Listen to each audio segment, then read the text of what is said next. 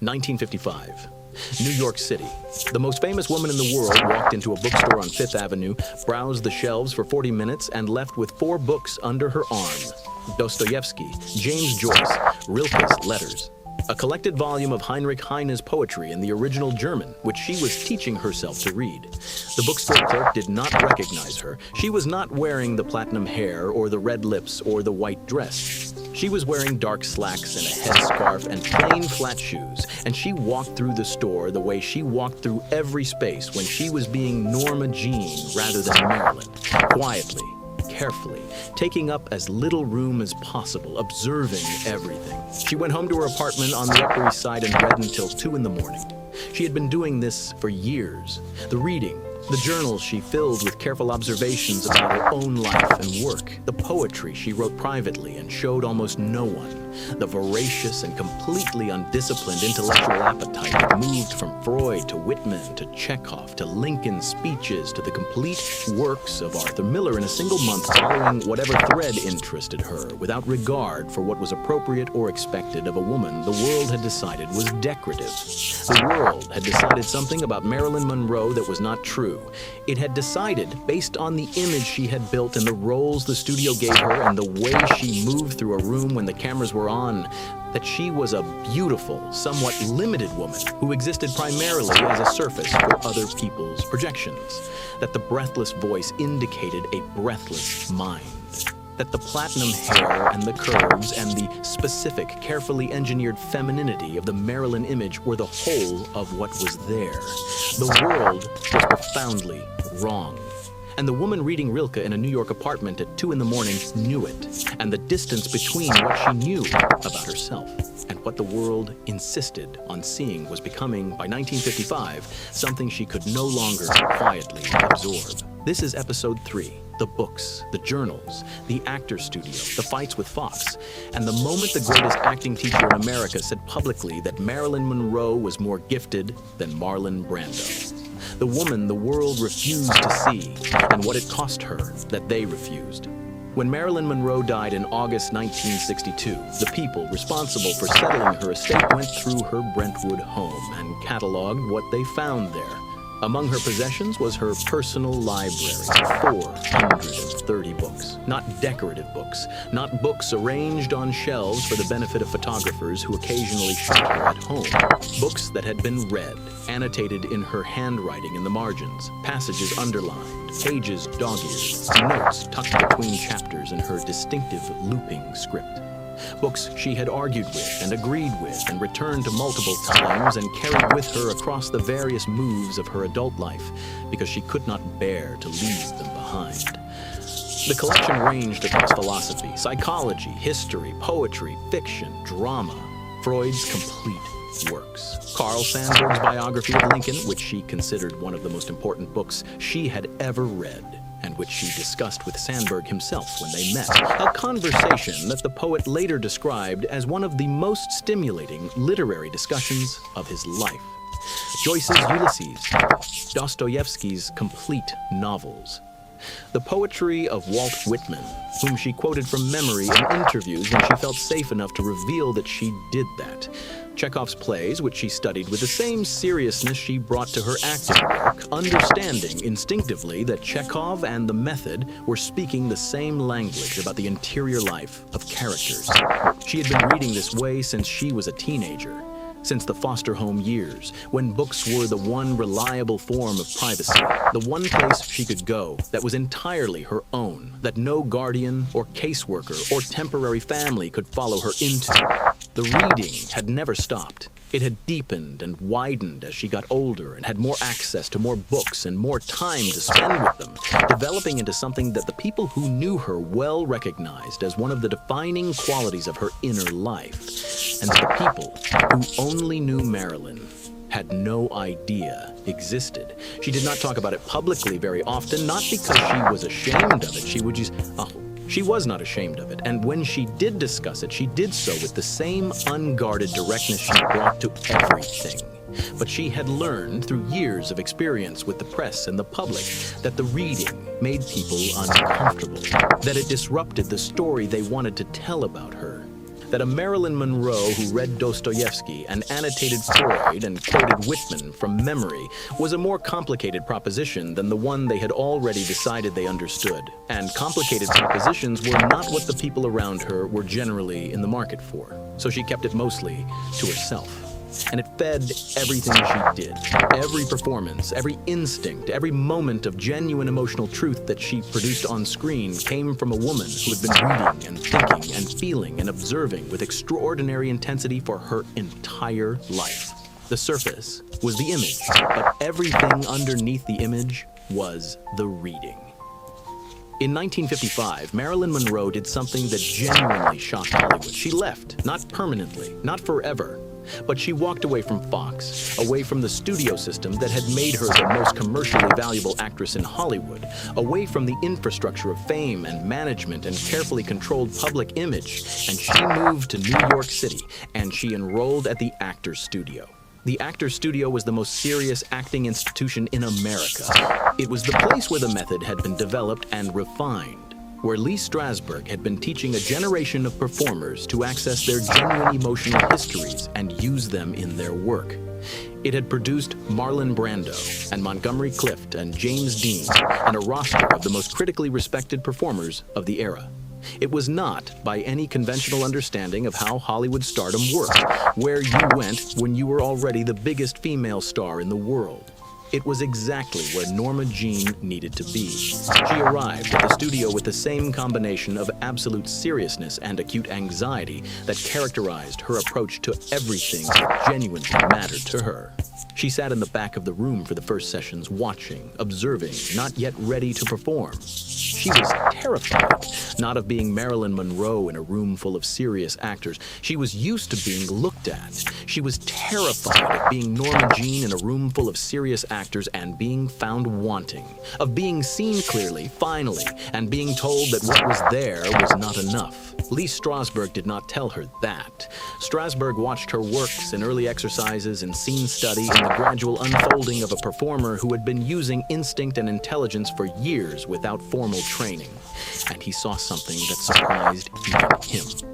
He saw a natural talent so raw and so complete that it did not fit comfortably into his existing categories for what actors were and what they could do. He saw a woman who had been doing the method her entire life without knowing it had a name, accessing genuine emotion, refusing to perform from the outside, insisting on the interior truth of every moment she inhabited on screen or stage. He later said, in interviews and in private conversation with colleagues, that Marilyn Monroe was the most talented student he had ever taught, more gifted than Brando, more naturally connected to the emotional truth of a scene than anyone else who had walked through the studio's doors. The Hollywood establishment, the directors and producers and executives who had spent years treating Marilyn as a glorified prop, received this assessment with profound discomfort. It was easier and more profitable to maintain the existing story. Lee Strasberg's opinion was inconvenient. It was filed away. Marilyn kept working.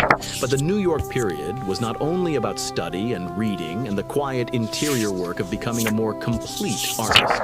It was also about a fight, a significant, sustained, professionally costly fight with the most powerful studio in Hollywood, a fight that Marilyn Monroe picked deliberately, strategically, and ultimately won. The conflict with Fox had been building for years.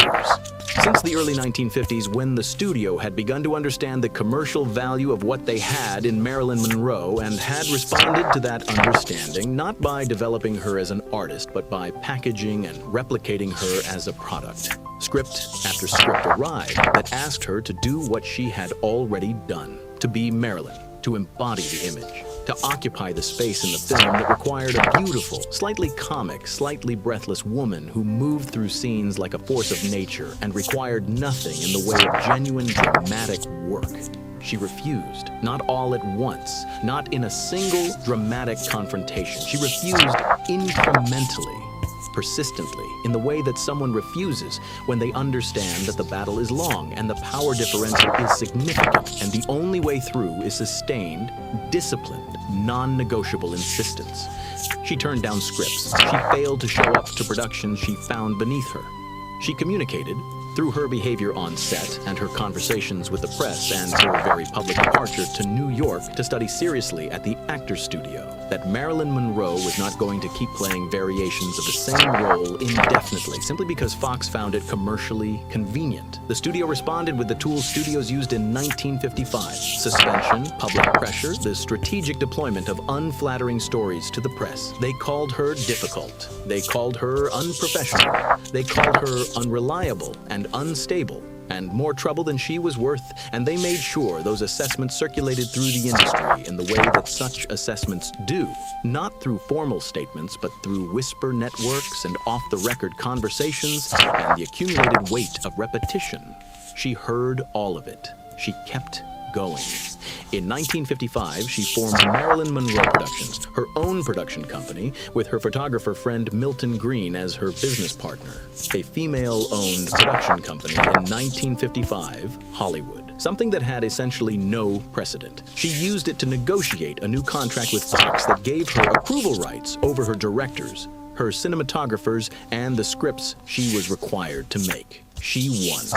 Fox, which had been treating her as a product for years, was forced to concede to a woman they had been condescending to for the better part of a decade. The industry was furious. The industry was also, quietly, beginning to understand that Marilyn Monroe was something more complicated than the story they had been telling about her. And then she proved it, on screen, in the place where proof was the only currency that mattered. Bus Stop in 1956 was the first film made under the new contract, the first film in which Marilyn Monroe had meaningful creative control over her own work. She played Sherry, a saloon singer with dreams and disappointments and a specific, fully inhabited interior life. And she played her with a depth and a precision and a heartbreaking authenticity that left the critics who had spent years dismissing her with nowhere comfortable to stand. The New York Times, which had reviewed her previous films with the patronizing warmth usually reserved for pleasant but limited performers, called her work in Bus Stop a revelation. Other critics reached for similar language. The word that kept appearing in review after review was the same word that the industry had never previously associated with Marilyn Monroe and found extremely uncomfortable to apply now: serious. She was a serious actress.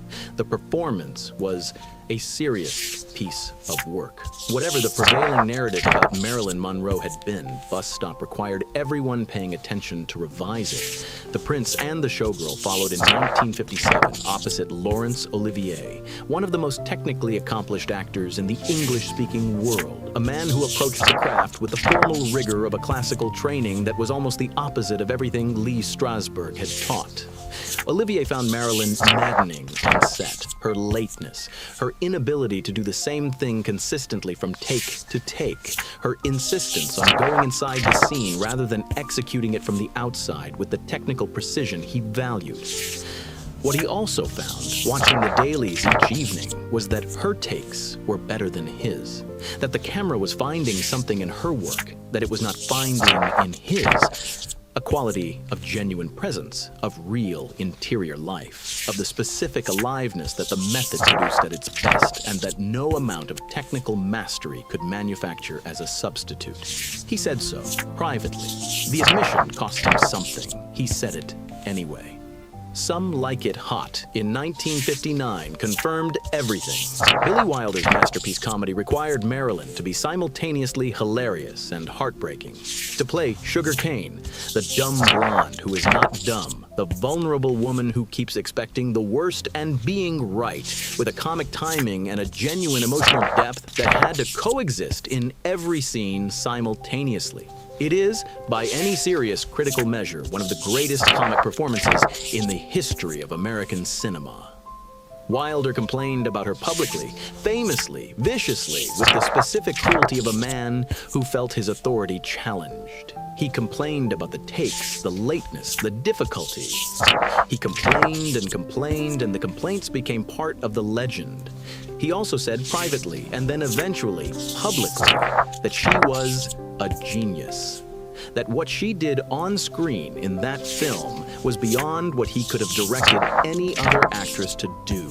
that the takes were worth the difficulty, every single one of them. She knew, she always knew. But the most honest record of who Marilyn Monroe actually was is not in the films or the photographs or the interviews or the carefully managed public appearances. It is in the journals. She kept them throughout her adult life. Notebooks filled with her handwriting, sometimes careful and composed, sometimes urgent and cramped, as though the thoughts were arriving faster than the pen could follow. She wrote about her work, about her readings, about the gap between who she was and who the world insisted she was. She wrote poetry, not for publication, not for anyone's eyes, but her own, working through feelings and observations in the compressed language of verse because sometimes prose was too slow and too diffuse for what she needed to say. The journals were private. She did not intend them as public documents, but the fragments that have been seen by the therapists and the trusted friends and the biographers who were given access in the decades after her death paint a portrait of a woman of extraordinary self-awareness, a woman who saw herself clearly, saw the industry clearly, saw the distance between her actual capabilities and the world's willingness to acknowledge them clearly, and who kept working anyway, kept reading, kept writing, kept showing up to sets that treated her as a product rather than a person, kept delivering performances that demanded to be taken seriously, even when the people receiving them preferred not to. She wrote once in a journal entry that has been quoted many times because it is almost unbearably accurate. She said that she was not interested in being a star. She was interested in being an actress. The distinction mattered to her enormously. The world could not understand why. It is not a difficult distinction to understand. A star is an image. An actress is a person doing something real. Marilyn Monroe had spent her entire career being used as an image and fighting with every tool available to her to be recognized as the person doing something real underneath it. She was right about herself. The people who saw her work clearly, Strasberg, Wilder in his honest moments, Olivier in his, knew she was right. The industry she worked for found the rightness of it inconvenient. It complicated the story. It required them to see her as something more than what they had decided she was, and the something more was not comfortable to see. The woman who read Rilke at 2 a.m. and annotated Freud in the margins and wrote poetry in notebooks she showed almost no one and fought Fox to a standstill to get the right to choose her own directors.